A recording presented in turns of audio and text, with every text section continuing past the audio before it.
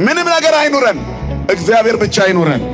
የባዶነታችን ሙላት ከንቱነትንና ሐሰተኝነትን ከኛም ይነቅል፣ በሞገስና በደስታም ያኖረን፣ ከመቅበዝበዝ ነፃ የሚያወጣን፣ በየቀኑ ምን እንደምናቅድ ግራ ገብቶን ከምንውልበት ሕይወት በእቅድ የሚመራ ማንነት የሚያጎናጽፈን፣ ከምናስበው በላይ የሚያስብልን ክብርና ምስጋና ለስሙ ይሁን አባቶቻችን አምላክ። ስለዚህ ነው እኮ መጽሐፍ ግድፍ ሕሊናከ ላዕለ እግዚአብሔር ወውእቱ ይሴስየከ፣ ትካዜም በእግዚአብሔር ላይ ጣል፣ እሱ ይደግፋል።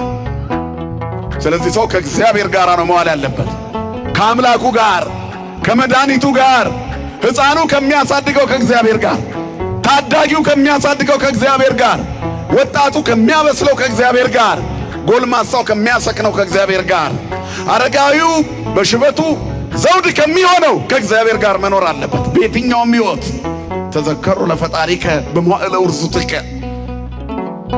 በጉብዝና ወራት ፈጣሪን አስብ ይላል መጽሐፍ። ምን ማለት ነው ጉብዝና? ባለጸጋ በሀብቱ፣ የተማረ በእውቀቱ፣ ሽማግሌ በሽበቱ፣ አቅም ያለው ጉልበት ያለው በጉልበቱ። ጉብዝና ይሄ ነው። እጅ ላይ ባለው መክሊት ለእግዚአብሔር የተገዛሁን የግድ ገንዘብ መቁጠር አይጠበቅብህም ምጽዋት ለመስጠት። ያቺ መበለት ምንም የላትም፣ የእግዚአብሔር ልብ የሚነካ ምጽዋት ግን አደረገች። ያላትን ሰጠች። ባለ አንድ መክሊት ልንሆን እንችላለን። በሱ እንድንሰራበት ነው። ከልካችን በላይ አይሰጠንም፣ ከልካችን በታችም አይሰጠንም። አቅማችንን የሚያውቅ እግዚአብሔር በሰጠን አቅም ሁላችንም ባለጸጎች ነን። የማን ስለሆነን? የባለጸጋው ልጅ እግዚአብሔር ልጆች ስለሆነን ስሙ ለዘላለም የተመሰገነ ይሁን። ስለዚህ በጊዜው ከፍ እንዲያደርጋችሁ ይላል መጽሐፍ፣ ከኃይለኛው ከእግዚአብሔር እጅ በታች ራሳችሁን አዋርዱ፣ እርሱ ስለ እናንተ ያስባልና የሚያስጨንቃችሁን ሁሉ በእርሱ ላይ ጣሉት።